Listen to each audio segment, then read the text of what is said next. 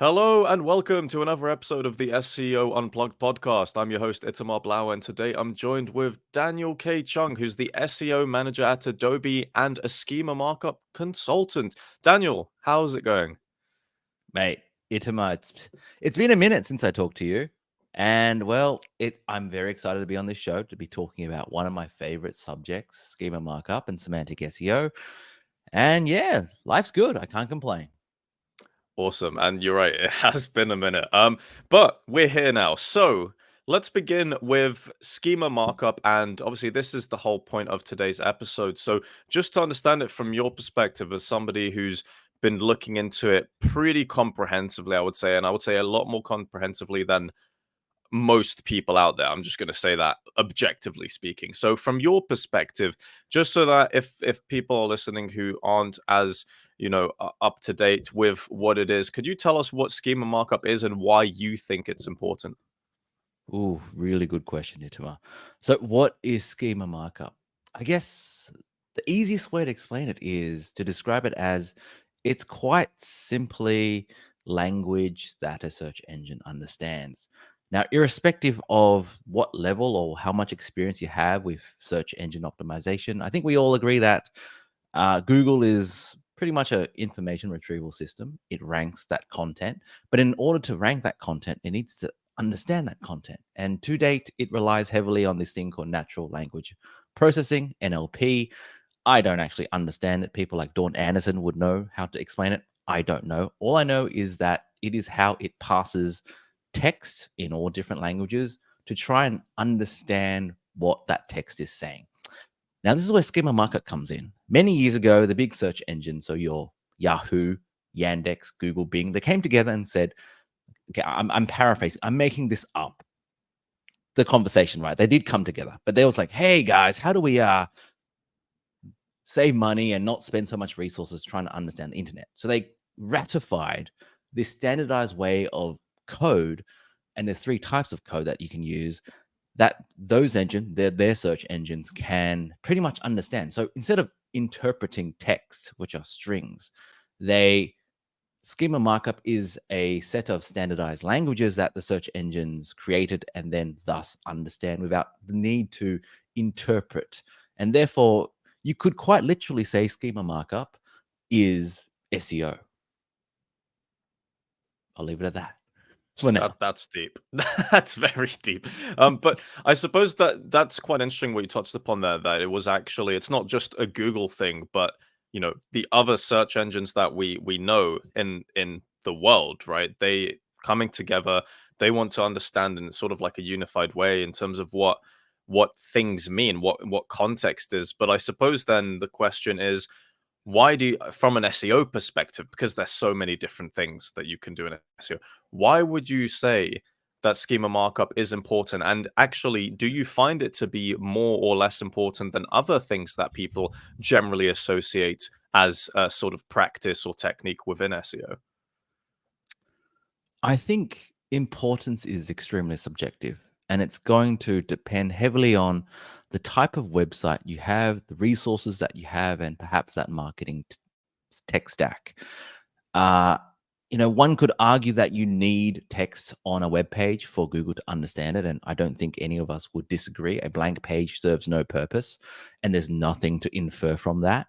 And therefore, you could say on page is important, but at the same time, for those of us who have been doing SEO and have written many content briefs, have written a lot of content, and then looked at the crap results on the SERPs, on-page SEO has somewhat led us to write a very formulaic way. So short, simple sentences, short paragraphs, get to the point. And again, this comes back to that NLP stuff. It's easier for a search engine to understand really short, succinct topics without really complex sentences. In English language, we have run-on sentences. Like you can have like 4 topics in one sentence, and somehow the human brain can comprehend what we're saying. But a machine, it could get there, but it takes a lot longer.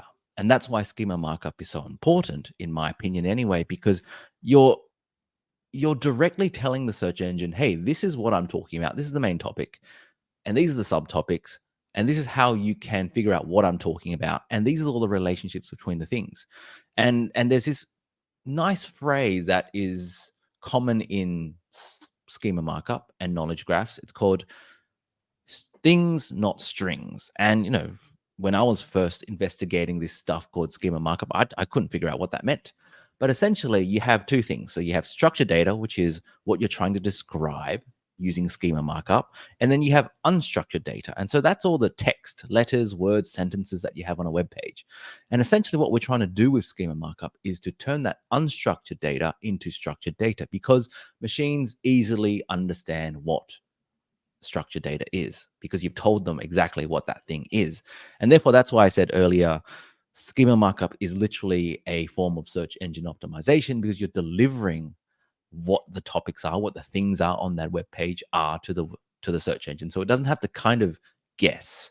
And that can be very beneficial depending on, again, the type of website. Now, for your run-of-the-mill blogger, maybe that's not so important. But for a lot of those enterprise sites where they, for some reason, are very JavaScript front-end heavy, where they don't have a pre-rendering solution. I don't know why they don't have one, but they don't have one. Then you could use schema markup, as long as you can inject it via HTML, to use as a shortcut to tell search engine, this is what you can expect on the page. And then when it does render the JavaScript, it can validate that content. And so there are various ways that you can use schema markup. I think most of us are familiar with FAQ page and how-to schema. As of 2023, of course, we know Google has deprecated that in terms of it's no longer showing those features.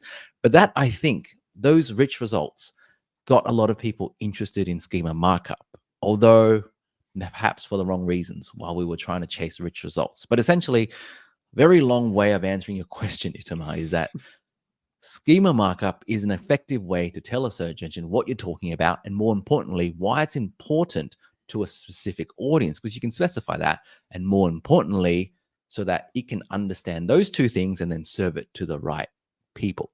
Now, I need a caveat and say this, is that if you could tell a search engine exactly what you're talking about and who it's for, then you could perhaps expect your organic traffic to drop, because it's no longer giving it to a broad range of audiences. So that's something to think about. Well, yeah, a lot to unpack there for sure. And now I'm gonna throw you a. I don't really want to say curveball because it's not much of a curveball, but it's more of just a thought where, in the sense how people try to market schema markup as an SEO, and you're trying to say tell a client or business owner about why they need it. A lot of times, I feel like from what I've seen and heard, they more shift it towards the EEAT concepts about how it can help a website really show their credibility, and you're providing that context for search engines so that they understand that. Now, if we take that as the assumption, but also understanding what has been said around how EEAT, for example, as a principle, isn't a ranking factor, then what would you say is the sort of main driver of why people or why websites should need it? I know you made the distinction between, the more enterprise sites, if they don't have pre-rendering and it's a bit hard to just sort of see what's on there from first glance. But what would you say that reason is? And obviously, if we take that into account of why, if it's to do with helping EEAT, but EEAT isn't a ranking factor, is it more of a sustainability play, a future-proofing play? What do you think about that? Oh, I have so much to say about this, and I think I should write down notes so I don't forget. But I'll try to stay on track. So I love that you said that EEAT is not a ranking factor, because it clearly is not. It's a concept. It's a guiding principle for what we as people of the custodians of the internet should be doing or striving for in terms of the content that we produce. Now, when it comes to schema, there are certain things you can do it, and it's very powerful. So you can say this is a web page, or this is an article. This is authored by, and then you can connect it to another schema type, which is a person, and you can pretty much name and define who that person is. You could even go, this was reviewed by, or there was an editor. Again, you connect it to a person. So you're pretty much declaring this content has been touched by these real people. But that in itself, Google doesn't go off and validate this kind of stuff. It's not going to boost your EEAT score, not that there is one, but in theory, I know I know some affiliate people have reached out to me and asked for, can you, do our schema markup for us and pretty much create templatized author or person schema for their fake profiles. And I was like, I can do it for you, but it's not going to do much. But if you want to pay me a lot of money, sure, why not? But essentially, coming back to what's the point of it, I like that you mentioned future proofing, because this is where we kind of bounce from schema markup, which is the execution arm of it, and into semantic SEO, which is what we're trying to achieve here. So most of us are aware of on-page, technical, off-page SEO. Semantic SEO is not semantic HTML, but it's more how do you develop understanding of things for a search engine. So Google has its knowledge graph, and it's huge. Like, I don't think any of us can kind of even fathom how big that is, because it's kind of understood a lot of people, a lot of businesses, a lot of things and concepts. And that is the knowledge graph. And the point of turning, again, unstructured data, text, into structured data is so that, I'm going to throw in a new word here, entities, which is essentially our things. You're trying to describe these things so that it gets entered into Google's knowledge graph, so that the future of search. Now, I don't know when this is. It might not be next week. It might be next year. It could be in 5 years' time. I don't know.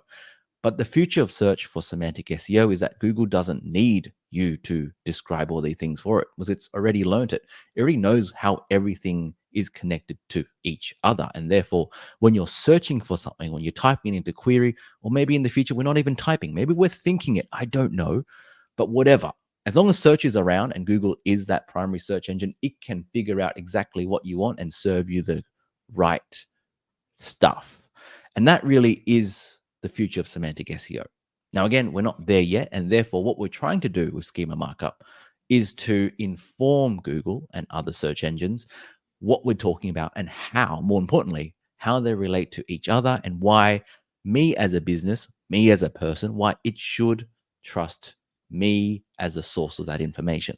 Now, I said the word trust, and that is a very charged word, because machines don't trust. Humans trust. It's an emotional thing, but machines, they can't trust. But all they can do is look at external documents to validate it. And I guess there's a threshold. Again, I don't know what that magical number is or percentage, but if it can validate enough external sources of what you're claiming through your schema markups, for example, I'm a person, I went to this uni, I have this experience, I worked here. If you can validate enough of those data points, then it essentially has a machine's version of trust. Yeah, and I mean, I suppose then, in a way, I'm thinking about it as like, are we? On the one side, you could be like, oh, we're actually doing Google's job for it to just better train it. Like, we are the guinea pigs in this sort of scenario. But then the other side of it is actually to make sure that Google and other search engines do understand what it is we're trying to do, so that if we didn't have, let's say, schema markup in place, it might actually take different associations and see our site or our content in a light that is different from what we intended. So I suppose, obviously, yeah, we talk about future proofing, and I suppose that to me personally, that's a big part of it, because it's like, at some point, I would imagine things change. You look at the way that how Google's developed even in the last 5 years, right? So that aspect of how can we put principles in place that will help benefit us for the long term is the sort of way I see that. The where I want to sort of get to the final part here, which is quite interesting, is from your perspective. Obviously, when it comes to schema, we have types, we have properties. There's, in terms of types, there's almost 1,000 different types. So what have you found through your experience to be the most impactful types, or maybe your favorite schema types to use, and why? Okay, so I think schema.org has like 803 schema types, or types of schemas. And that's a lot. And I don't expect most of us to be using them. Like, we could, like, I could, from an educational point of view or curiosity, try and use as many as possible. But here's the thing: schema.org is a collaborative community that defines what we can use to describe schema. Google, on the other hand, yes, they had a role in playing in creating schema.org, but they have their own set of rules of what they want to use schema markup for. And so those two things, even though they're interrelated, are very different. There's like literally a wall between them. And so Google will take, for example, FAQ schema. It took it from just a way of marking up a type of FAQ page into, let's just turn it into rich results. And therefore, all of us SEOs for at least the last 5 years spam the hell out of it. And that's why it's kind of gone. But when it comes to, for example, let's say, sorry, Itamar, I've actually forgotten the question.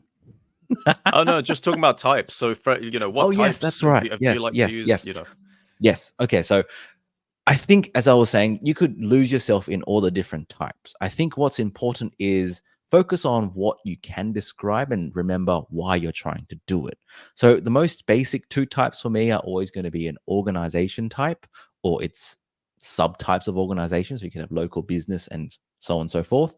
And the other schema type that I would always recommend someone to do or investigate is person schema, because those are the two things. You're either a person on the internet or you're representing a business on the internet.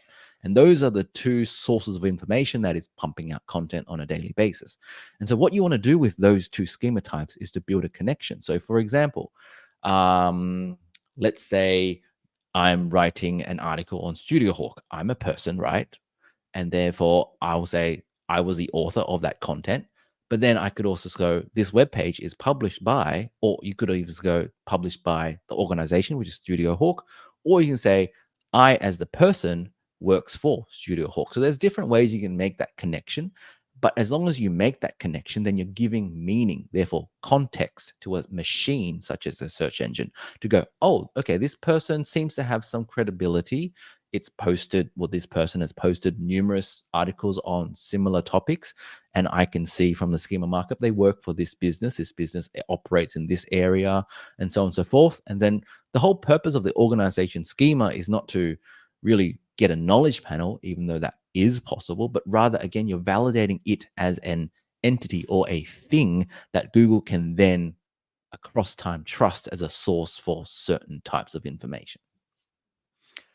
Yeah, I mean, spot on. I would agree with you for sure because I think it's very easy to sort of, if somebody goes on schema.org and they look at all the schema types and they're just like, okay, there's a lot Mhm. here. But I suppose having that fundamental framework of like these, yeah, like you say, if there's a must-have in terms of if you're going to use any schema type really, then organization or the different sort of subtypes with that and person is absolutely fundamental. I would 100% agree with you there.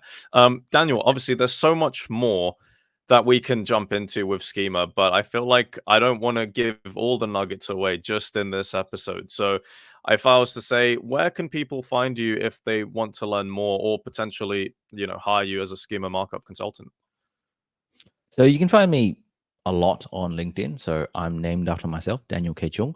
You can also find me on my website where you can see or read a lot of the guides that I put out trying to explain not just a theoretical application of schema markup and semantic SEO, but how do you put it into practice on any type of website using a particular language of schema markup, which is JSON LD.